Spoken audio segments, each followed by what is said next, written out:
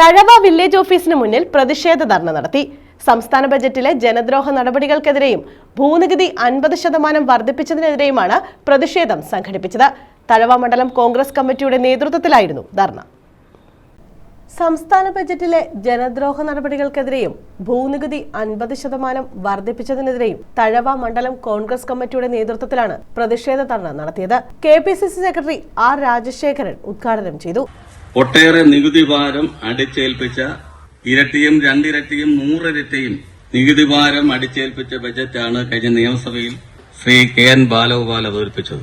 ഈ നികുതി നിർദ്ദേശങ്ങൾ നമ്മൾ പരിശോധിക്കുമ്പോൾ ഏറ്റവും കൂടുതൽ നികുതി ഭൂനികുതിയാണ്.